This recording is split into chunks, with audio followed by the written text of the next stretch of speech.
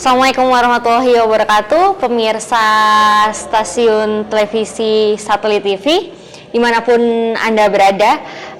Kembali lagi dalam program acara Wonge Dewek spesial pemilu tahun 2024. Kenali wakilmu, titipkan aspirasimu. Saat ini saya sudah bersama salah seorang ketua DPC partai politik di Banyumas, beliau yang termuda. Dan juga beliau adalah ibu dari 3 orang anak. Dan sekarang beliau menjabat sebagai anggota DPRD Kabupaten Banyumas. Langsung saja kita sapa. Mbak Balkis, saya manggilnya Mbak aja ya, biar boleh. Akrab. Boleh. Bagaimana nih kabarnya Mbak Balkis? Alhamdulillah, baik Mbak Teti, gimana? Sehat? Sehat, Alhamdulillah. Tadi sudah saya singgung ke pemirsa bahwa Mbak Balkis ini adalah ketua DPC partai politik termuda, betul ya Mbak?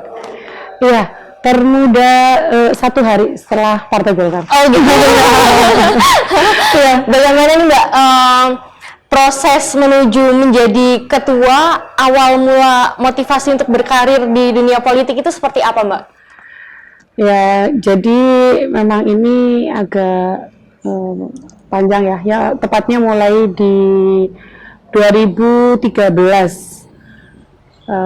Kebetulan abah saya kan termasuk yang aktif dulu menginisiasi ya salah satu capup waktu itu, membersamai bareng-bareng dengan Gus Anam. Iya. Tokoh P3 Kabupaten Banyumas. Waktu itu beliau masih di ketua DPC P3. Lah, itu perkenalan awal sebenarnya saya dengan Partai Persatuan Pembangunan, di mana dari perkenalan orang tua yang kemudian melibatkan saya begitu untuk ikut suksesi ya waktu itu, pas zaman Capup 2013 itu. Kalau nggak salah. Sorry Mbak, tadi kan berarti dari Abah Balkis sendiri ya, berarti sudah ada dorongan untuk maju ke dunia politik dari keluarga begitu ya Mbak? Oh, awalnya sih enggak ya Mbak, awalnya karena kita kan kebetulan pondok pesantren, ada yayasan pondok pesantren, di mana program yayasan itu salah satunya juga ada lembaga pendidikan. Jadi awal ya kita hanya fokusnya sebenarnya di pendidikan aja. Iya. Awal ya mengelola MA ini ada MA Arido kan di pondok. Ya saya ini aja ngurusin MA gitu, sekolah gitu di yayasan. Yang kemudian karena kebetulan abah terlibat di itu ya, suksesi salah satu capup waktu itu, terus jadi kenal. Terus abah tuh berpikiran begini, karena pondok pesantren itu kan memang harus, karena ini kan syiar ya. Iya, syiar itu kan memang harus dilakukan maksimal gitu ya. Artinya ketika memang hanya bergelut di dalam saja, artinya tidak ada yang mau keluar begitu, itu kan ya syiarnya akhirnya kurang begitu ya. Jadi motivasi awal sih sebenarnya saya membuka ke jalur politik itu ya untuk syiar saja ya. Berarti mohon maaf nih Mbak, Abah Mbak Balkis masih ada atau? Enggak, sudah almarhum. Berarti Mbak Balkis itu tahun yang lalu mulai terjun di dunia politik itu sebelum Abah? Iya, waktu masih ada. Waktu masih ada ya. Waktu Abah masih ada, iya. Berarti sekitar umur berapa itu Mbak? Waktu itu berarti 27-an ya, 26, 27 sudah terjun di dunia politik. Dan mengapa Mbak Balkis sendiri memilih Partai P3? Apa karena dari orang tua harus ikut Abah gitu? Atau ya mungkin pada akhirnya begitu ya, karena memang kita dari basis pesantren, memang Abah juga bukan apa ya, maksud keluarga besar dulu juga termasuk ada di dalam kepengurusan P3 Kabupaten Banyumas. Jadi ya mungkin nyambung ya, dari sebenarnya yang aktif di politik dulu P3 dulu itu malah mbah saya, abahnya abah begitu. Iya. Tapi sempat vakum karena ya ini ya kan sempat reformasi, terus tambah partai apa dan sebagainya begitu ya. Jadi itu memang abah saya sempat silent lah, sempat tidak tidak memunculkan ke untuk politiknya itu, pilihan politiknya itu tidak dimunculkan oleh abah saya. Lah baru 2014 itu yang kemudian ide, sebenarnya awalnya sih hanya ide saja gitu, tapi kok kayaknya masuk akal juga. Kemudian saya berdiskusi dengan bapaknya anak-anak waktu itu juga, alhamdulillah diperbolehkan. Nah itu awal saya kenal di politik, langsung nyalek dari P3 dan gagal. Oh, berarti tahun 2014 ya? 14 ya? Berarti awal mula di P3 ini Mbak Balkis sendiri itu jabatannya apa Mbak? Apa dari anggota dulu? Dulu anggota, terus kemudian 2000 berapa itu anggota? 2014 lah, hanya 2013-2014 saya direkrut jadi kader P3, anggota P3, terus kemudian ikut ditunjuk menjadi bacalek waktu itu, jadi caleg juga P3 di Dapil sini. Kalau dulu 2014 ini masih Dapil 1 ya. Dapil 1 ini Pekuncen, Aji Barang, Lumbir, Gumelar. Oh gitu. Iya, lah di 2014 itu saya bareng-bareng itu bertujuh kalau nggak salah itu, sampai dengan akhirnya di 2014 itu P3 di Dapil sini itu ada yang sejarahnya itu tidak pernah ada dari pasca reformasi itu, dari 99, 2004, 2009 itu nggak pernah ada kursi P3. Alhamdulillah semangatnya orang 7 itu termasuk saya itu berhasil mendapatkan kursi di Dapil sini, walaupun waktu itu bukan saya. Berarti tahun 2014 gagal ya Mbak? Gagal ya. Lalu maju lagi di tahun 2019 dan alhamdulillah jadi ya Mbak ya. Waktu itu berapa suara yang didapat Mbak? Waktu 2014 saya hanya sekitar 2000 sekian lah.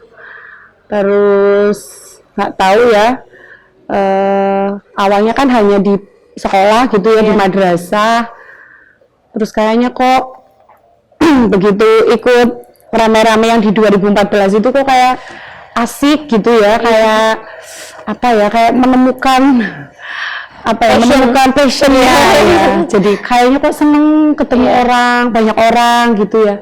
Ada yang menolak, ada yang mau bareng, ada yang pengen kenal, ada yang menolak untuk tahu, menolak untuk kenal begitu. Jadi dari situ kok kayaknya tertantang ya saya. Jadi walaupun di 2014 itu saya gagal, tapi kayak ada sesuatu yang ini tuh greget kayaknya saya tuh kayaknya di sini nih begitu, kayak nggak di madrasah. Sampai dengan di 2019 waktu itu abah 2018, karena 2019 kan prosesnya dari 2018 ya. Jadi waktu di 2018 itu sebelum abah meninggal itu, abah kan meninggal 2018. Pas abah masih ada itu, pertanyaan terakhirnya abah itu, gimana kamu masih mau nyalek di 2019 enggak? Saya jawab aja, bismillah, saya bilang kayak gitu. Mbak, tunggu nih, kayaknya obrolan kita seru nih ya, tapi kita lanjutkan setelah iklan pariwara berikutnya. Oke.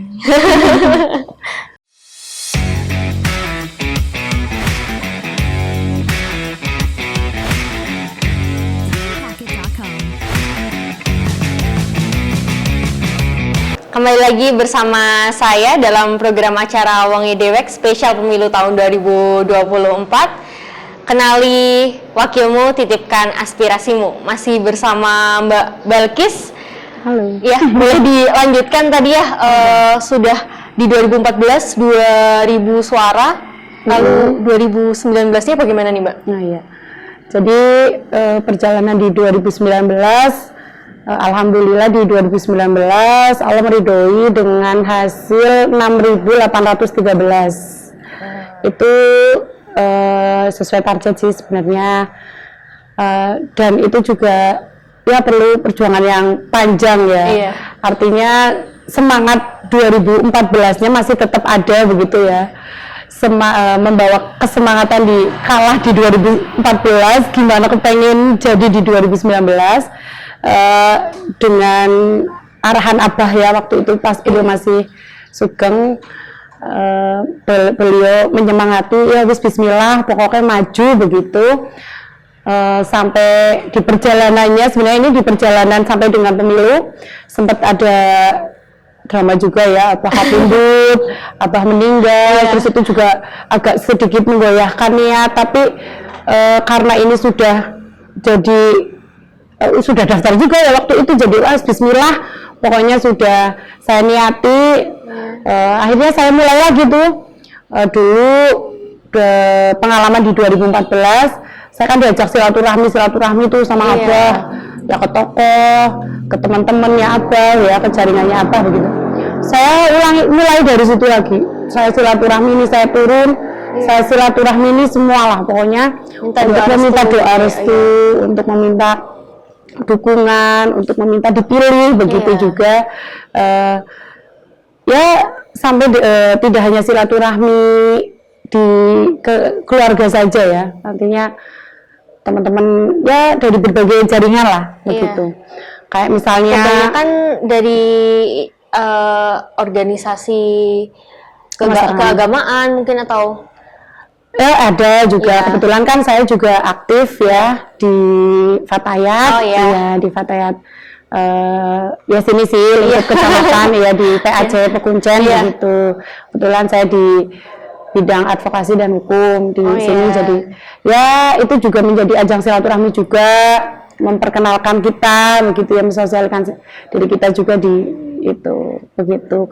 Dari jalur pendidikan ya nyambung karena kebetulan punya komunitas ya, ada komunitas guru madrasah, guru kepala madrasah, waktu itu kebetulan masih menjabat sebagai kepala juga, jadi ya memanfaatkan lah jaringan-jaringan itu. Mbak Balkis ini aktif di beberapa organisasi juga begitu ya Mbak? Ya alhamdulillah ada sekitar berapa organisasi Mbak yang di kalau ini ya paling di Fatayat ya kalau internal ini. Terus kalau di madrasahnya itu kan kebetulan saya termasuk yang inisiasi pertama itu ada kepala madrasah swasta se-Kabupaten Banyumas itu. Waktu itu saya ditunjuk jadi bendaharanya. Oh begitu. Iya. Apa nih pelajaran yang bisa diambil dari kegagalan 2014 nih sehingga di 2019 Mbak Balkis bisa memenangkan satu kursi begitu? Satu kursi ya. Ya itu semangat mempertahankan kursi ya. Karena bagaimanapun juga di 2014 kan saya termasuk yang ikut membuat sejarah nih ya. Adanya kursi P3 di Dapil 5 ini. Jadi semangat untuk mempertahankan kursi P3 di Dapil 5 itu pokoknya saya nggak mikir waktu 2019 sebenarnya saya mau jadi, saya mau enggak, pokoknya saya harus P3 di Dapil 5 harus tetap ada begitu. Nah waktu itu incumbent juga masih semangat begitu, terus saya ikut lagi berkonstelasi dan alhamdulillah P3 Dapil 5 ini bertahan ada, malah dengan suara yang meningkatnya lumayan signifikan. Dari 2014 itu kita bertuju itu hanya 8.000 sekian. Di 2019 itu P3 Dapil 5 itu kita ada 14.990 itu. Jadi pelajarannya itu semangat aja. Semangat mempertahankan kursi. Sekarang Mbak Balkis sendiri di komisi berapa Mbak? Saya di komisi 3. Konsentrasinya? Di ini ekonomi dan keuangan daerah. Ya kita bermitra kerja sama Bapenda gitulah, sama Disperinda gitu. Sedang sibuk apa nih di komisi 3 sendiri? Komisi 3 kemarin kita lagi ada pansus terkait pajak dan retribusi.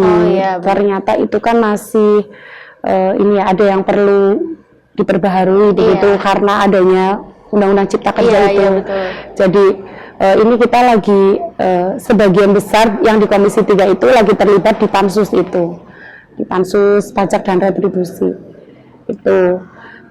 Ini kayaknya memakan waktu cukup lama ini pembahasannya. Biasanya kalau pansus raperda itu kan hanya butuh ini ya, maksudnya untuk pendalaman, untuk konsultasi itu hanya ada berapa tahapan, tiga tahapan lah. Yang ini tuh kayaknya pendalamannya ini yang lama, lumayan butuh waktu, iya, karena ada PP yang peraturan presiden belum keluar gitu, jadi sepenuhnya ini masih inilah. Jadi menunggu peraturan di atas yang yang masih itu juga masih belum diinikan juga. Oh iya, begitu. Lalu Mbak, kan kita tahu ya bahwa P3 ini salah satu partai tertua ya, karena mungkin pada waktu itu akibat dari koalisi beberapa partai gitu ya Mbak ya. Iya. Nah, itu apakah di tahun 2024 besok itu apakah masih seksi bagi anak-anak muda kaum milenial begitu Mbak? Dan bagaimana cara mengenalkan partai P3 ini ke kaum milenial begitu Mbak? Iya, memang kita Partai Persatuan Pembangunan itu termasuk partai bentukan awal ya, Orde Baru, di mana partai P3 ini gabungan dari 4 fusi partai ya. Waktu saat itu yang partai berasas Islam, di mana di salah satunya itu ada NU, ada PRT, ada SI, ada Serikat Islam, ada Masyumi juga di situ. Kita kumpul di dalam satu wadah menjadi P3. Memang P3 itu terkesan partai wong tua gitu ya. Karena kan terkenalnya begitu memang ya Mbak ya. Tapi gimana dengan saya? Apakah saya tua? Enggak dong. Ya. Artinya gini, regenerasi di P3 itu tetap ada. Kaderisasi juga berjalan. Gitu. Jadi sudah nggak relevan kalau masih ada yang ngomong P3 itu partai wong tua begitu. Nyatanya sekarang juga mungkin tadi sudah bisa akses ya. Sekarang kan media luar biasa begitu ya. Jadi mungkin bisa dilihat itu, kita juga medsosnya juga lumayan kenceng kan ya, untuk Partai Persatuan Pembangunan itu juga sangat mengakomodir anak-anak muda, milenial kayak saya ini. Mbak, kita lanjutkan pembahasan kita setelah iklan yang akan lewat. Oke.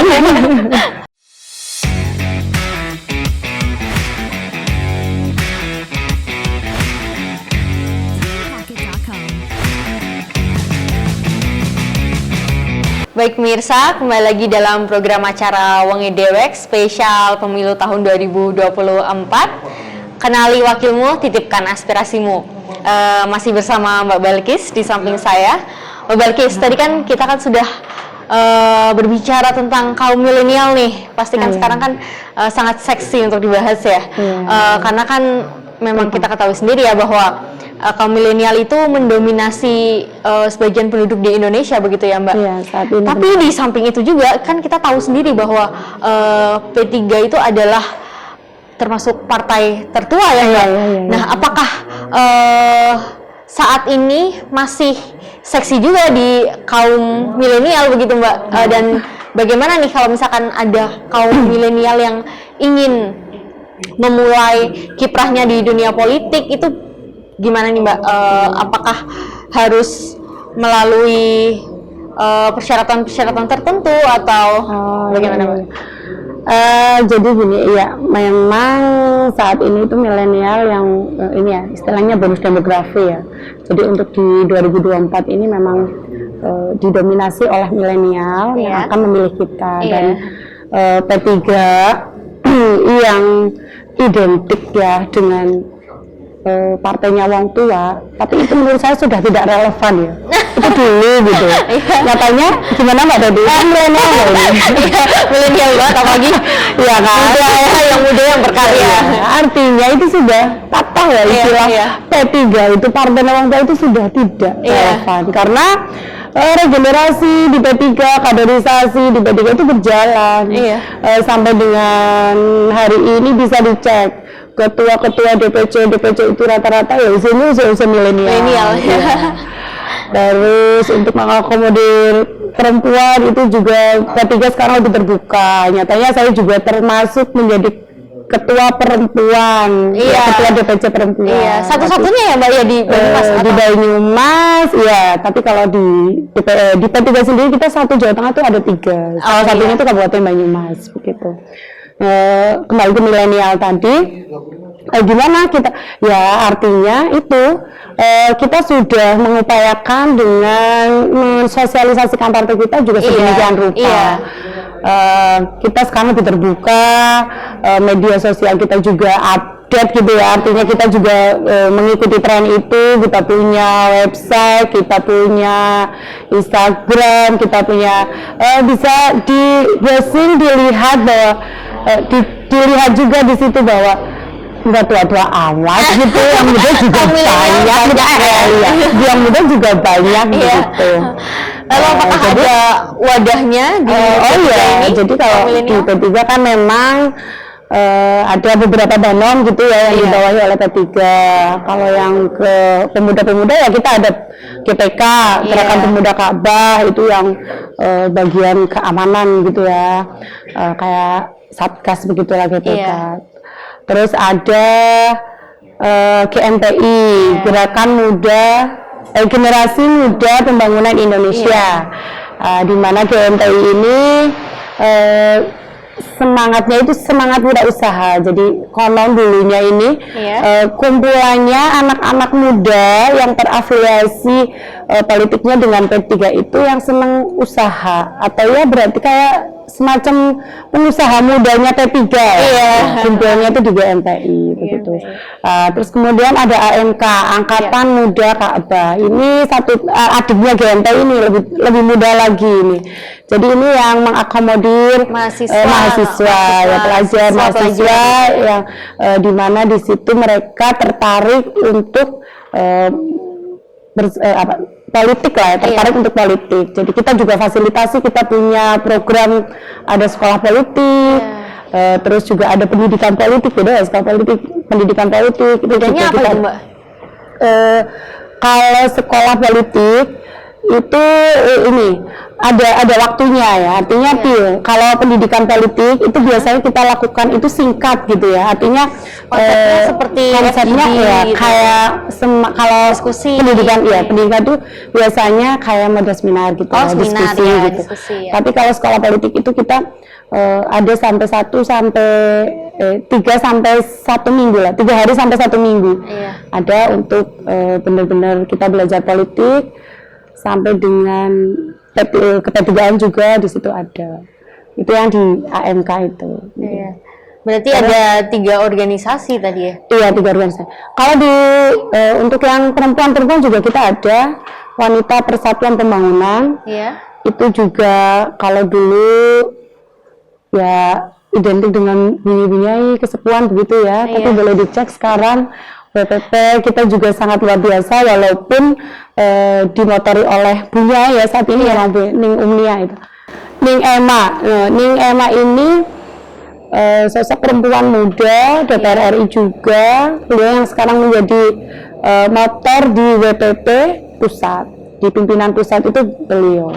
Milenial juga, untuk sekjennya juga milenial juga. Berarti sekarang artinya memang sekarang P3 itu ya partainya up to date dan muda tentunya, dan muda begitu, walaupun tidak melupakan ya atau tidak melewatkan apa yang sudah dipesankan orang tua dahulu begitu.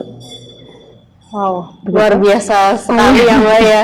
Dari partai tertua sampai sekarang masih bisa alhamdulillah masih survive, terbukti di setiap pemilu ya, walaupun 2019 di setiap pemilu kita itu selalu diprediksi bakal hilang, nyatanya alhamdulillah tetap tetap ada begitu.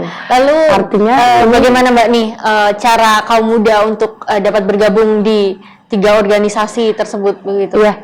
Bisa. Syaratnya apa aja nih? Persyaratannya mau ya yang pertama. Syaratnya harus mau dulu, bener tadi tuh harus mau dulu. Kalau nggak mau ya angel ya. Terus nanti paling ya dilengkapi syarat administrasi itu ya umum ya. untuk menjadi keanggotaan ya biasa KTP begitu-gitu aja Iya. tuh. Iya. Ada kualifikasi tertentu atau Oh tidak. semua bisa gabung Semua ya? bisa. Paling ya berarti usianya ketika dia sudah mulai boleh untuk memilih. Iya, jadi pemirsa Satelit TV di rumah yang tertarik untuk gabung menjadi belum pengurus ya, anggota ya Mas? Anggota di atau P3 bisa ada langsung menghubungi Mbak Balkis. Oh ya? boleh. Milenial. Iya, atau boleh main ke kantor kami di DPC P3 Kabupaten Banyumas di Jalan Adiaksa. Silahkan, terbuka untuk generasi semua yang pengen bergabung, anak-anak muda semua yang pengen bergabung. Iya. Atau bisa kepoin juga Instagram kita ada. Gimana Mbak? Ada P3 Banyumas. Iya. Iya. Atau ini website kita juga ada, websitenya P3 Banyumas juga. Iya. Jadi bisa diakses juga di situ. Jadi ini P3 di Kabupaten Banyumas itu sudah terdigitalisasi begitu ya Mbak ya? Oh, tentu saja, alhamdulillah ya. Jadi mulai kita di 2021 lah. Untuk khususnya di Kabupaten Banyumas kita sudah memang awal itu program saya pokoknya harus media itu kita harus gunakan sebaik-baiknya begitu. Iya, karena memang sekarang kan orang berkampanye juga di media semua sosial pegangnya ya. HP semua, ya kan, informasi semua lewatnya HP semua, mau akses apa saja lewatnya HP semua, bahkan sekarang kampanye juga bisa akan diinikan juga kan di media sosial juga, jadi ya dan tentunya kita memang harus bisa menjangkau orang yang lebih banyak ya. Ya betul banget. Mbak Balkis, kita lanjutkan obrolan kita setelah jeda iklan pariwara berikut. Oke, Mbak.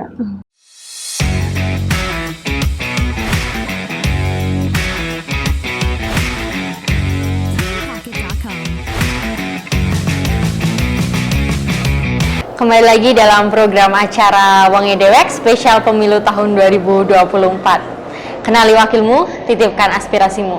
Saat ini saya masih bersama Mbak Balkis dari P3, kaum milenial. Tadi nih Mbak, saya tertarik untuk ngobrolin tentang perempuan nih Mbak. Kan Mbak Balkis juga aktif ya di salah satu organisasi perempuan dan aktif juga untuk pemberdayaan perempuan gitu. Bisa diceritakan Mbak saat ini kegiatan Mbak Balkis sendiri itu apa dan bagaimana? Oke. Untuk ya kebetulan ya karena kita masih keluarga besar Nahdlatul Ulama, di mana di situ untuk ibu-ibu muda kita kan ada wadah Fatayat ya, Fatayat NU. Jadi kebetulan saya diberi kesempatan juga untuk mendampingi teman-teman Fatayat di PAC sini, di PAC Pekuncen. Kebetulan saya di bidang advokasi dan hukum. Jadi memang ya melalui ini berkegiatan di Berfatayat ini, saya bisa ya mendampingi lah ya teman-teman perempuan, termasuk bekerja sama atau ya bersinergi lah di beberapa program pemberdayaan perempuan. Jadi sempat juga karena pasca COVID 2019 kemarin kan memang luar biasa ya, dan yang terdampak secara serius itu memang perempuan begitu. Jadi berkat kerjasama saya dengan DPP KBP 3A ini dinas DPP KBP 3A itu, saya kolaborasikan dengan teman-teman Fatayat untuk bisa ngakses. Kemarin sempat ada 3 pelatihan, ada pelatihan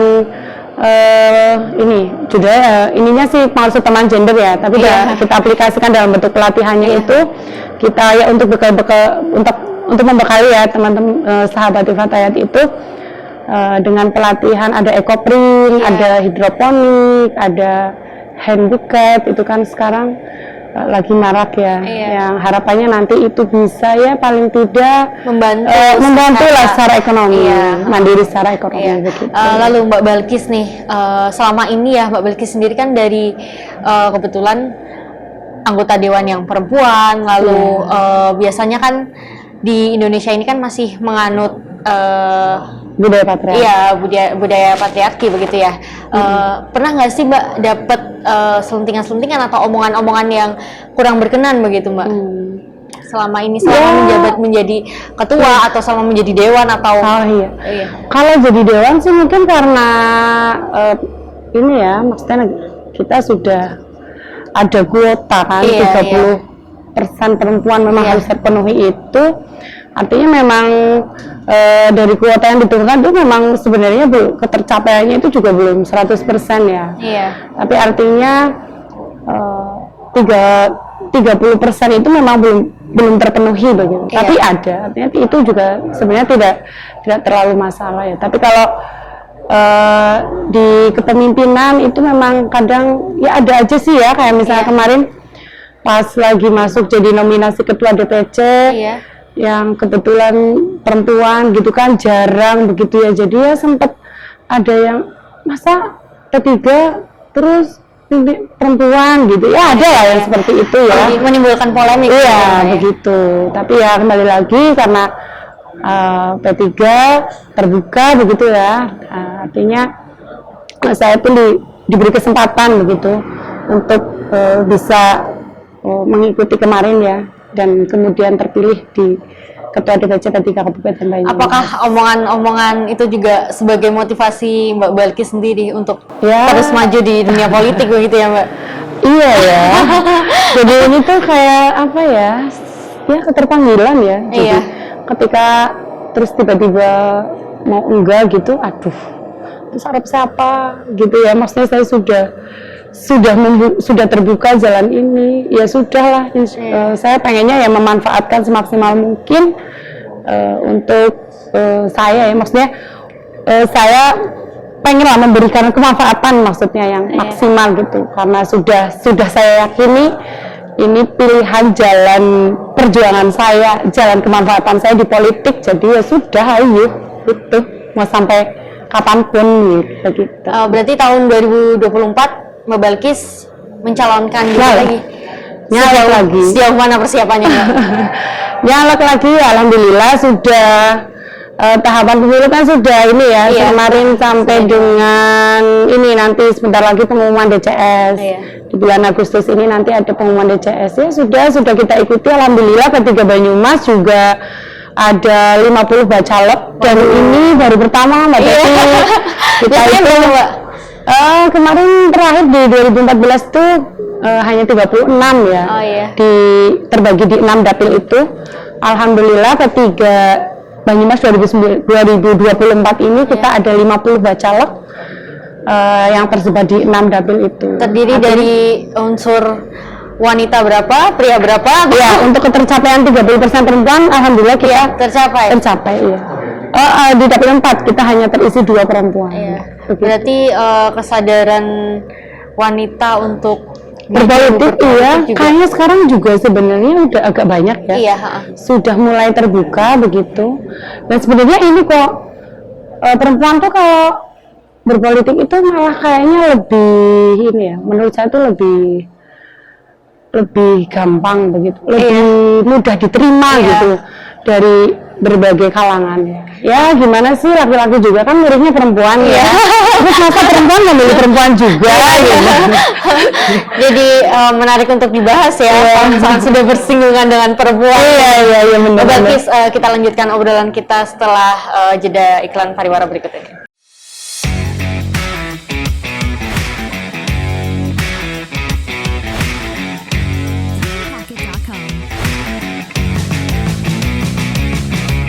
Baik pemirsa, kembali lagi bersama saya dalam program acara Wonge Dewek spesial pemilu tahun 2024.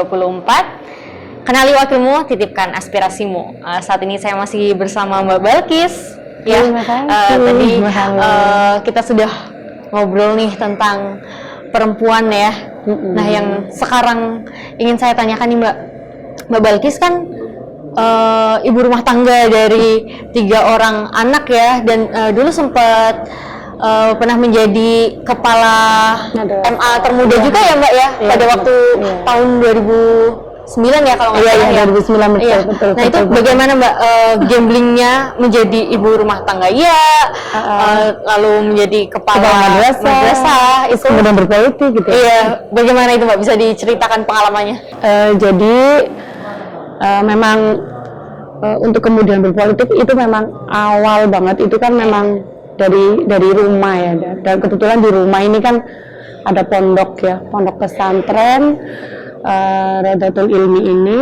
Iya. Ini yang jadi awal lah, ibaratnya awal pertama saya belajar ya mengelola, mengorganisir dan sebagainya ya. Dari pondok manajemen ya, betul, persisnya manajemen. Awalnya hanya pondok, terus kemudian saya kembangkan menjadi yayasan, terus ditambah dengan ada lembaga pendidikan. Itu 2007. Iya. 2007 itu pertama kali ada madrasah aliyah. Nah, dari madrasah aliyah ini yang kemudian saya dari guru, dari serba bisa lah ya. Kita dari guru ya, jadi diurus dewek, diulang dewek, di ini sendiri gitu. Sampai dengan 2009 itu begitu izin operasional untuk MA turun, saya ditunjuk oleh yayasan untuk menafkadul MA-nya, begitu sampai dengan di 2019 itu. Nah, dari proses pertama kali menjadi kepala MA itu ya kebetulan jadi kepala MA perempuan pertama di Banyumas juga. Terus waktu 2009 itu ya sampai dengan yang nyalek yang pertama, yang di 2014 itu ya sebenarnya saya sudah punya modal sosial begitu ya. Selain dari pondok pesantren juga pengalaman mengelola MA juga, ini yang kemudian menjadi awal kenalan saya lah untuk dunia sosial begitu ya Mbak. Dunia luar yang kemudian fokus di sosial dan politik gitu. Bagaimana cara membagi waktunya Mbak? Membagi waktunya untuk sebagai seorang anggota dewan, sebagai seorang ibu, sebagai pengurus pondok pesantren juga, itu kan sangat menguras waktu dan tenaga tentunya ya alhamdulillah sejauh ini sih berjalan lancar ya, baik. Artinya memang ada beberapa yang terjadwal itu kadang memang akhirnya jadi agak gesernya itu lumayan ekstrim ya, yang biasanya saya dikasih waktu hari Sabtu tiba-tiba saya harus kemana, dan itu mandar mundurnya itu memang kadang agak mengganggu ya. Stabilitas ininya pondoknya. Tapi dalam hal ini ya ini sih alhamdulillah, karena kegiatan pondok kan tidak yang terlalu terikat gitu. Artinya kita bisa sewaktu-waktu. Terus biasanya kalau fokus di pondoknya itu juga saya yang full. Ada jadwal itu juga biasanya kegiatan Ramadan. Saat ini hanya ada MA atau? MTS kita sudah. MTS dari 2015, MA dari 2007 itu. Sekitar berapa Mbak jumlah santrinya? Kurang lebih sekarang di hampir 800-an. Wow, banyak juga ya Mbak ya? Lumayan. Itu biasanya terdiri dari warga asli sini atau dari 3-4 kabupaten lah. Ada yang luar provinsi juga, Banyumas. Terus kita karena Keranggan kan berbatasan dengan desa terakhir Kabupaten Banyumas yang berbatasan dengan Brebes, lumayan juga yang santri yang dari Kabupaten Brebes, Kabupaten Cilacap, Kabupaten Purbalingga ada juga. Terus selebihnya dari luar provinsi juga ada, dari Lampung, dari Kalimantan juga ada. Iya Mbak. Jadi tadi kan sudah diceritakan ya bagaimana memanage waktu, bagaimana cara mengelola pondok segala macam begitu ya Mbak ya. Tapi dari tadi mungkin saya kembali lagi nih yang belum saya tanyakan nih. Boleh. Apa Mbak yang membuat Mbak Balkis itu tertarik untuk terjun di dunia politik begitu? Apa yang menarik dari politik menurut Mbak Balkis? Menarik dari politik ya. Jadi gini ya, kita kalau mau membuat perubahan dalam hal apapun, Ya karena pada dasarnya semua itu kan memang ini ya Harus ada keinginan, harus ada harus ada langkah begitu ya. iya harus ada langkah itu. Jadi awalnya sebenarnya semangatnya semangat siar tadi ya. Iya. Yang menarik apa, Mbak? Pondok, siar ini. Apakah- Ya fokusnya kemanfaatannya ya. Iya, Mungkin jadi kemanfaatannya ya, terbuka lebih lebar ya lewat jalur politik ini kan jadi aksesnya semakin luas, jaringan tambah, kenalannya juga tambah. Tentunya itu kan dalam mengakses kemanfaatan akan lebih mudah gitu. Dan itu saya rasakan betul ketika ya saya mau berpolitik begitu. Jadi jalan-jalan itu tuh untuk saya berbuat kemanfaatan, untuk saya berbuat kemaslahatan ya kebaikan itu ada jalannya. Gitu. Mulia sekali ya tujuan politik Ya walaupun sebenarnya ya masih belum maksimal ya artinya. visi misi ya, 2024 oh tetap kemanfaatan ya. Jadi boleh mungkin pemirsa di rumah yang dapilnya Mbak Balkis boleh pilih Mbak Balkis karena beliau ini sangat luar biasa tentunya. Pertanyaan terakhir nih Mbak, apa pesan untuk generasi milenial agar generasi milenial ini melek politik dan juga mau turut ikut di dunia politik begitu Mbak? Oke ya harus dia punya semangat untuk membuat perubahan ya. Kalau pengen pendidikannya bagus, kesehatannya juga baik, terus untuk kepengen terlibat di pembuatan peraturan, perundang-undangan, kepengen ikut menganggarkan dan sebagainya ya harus terlibat di politik. Dan itu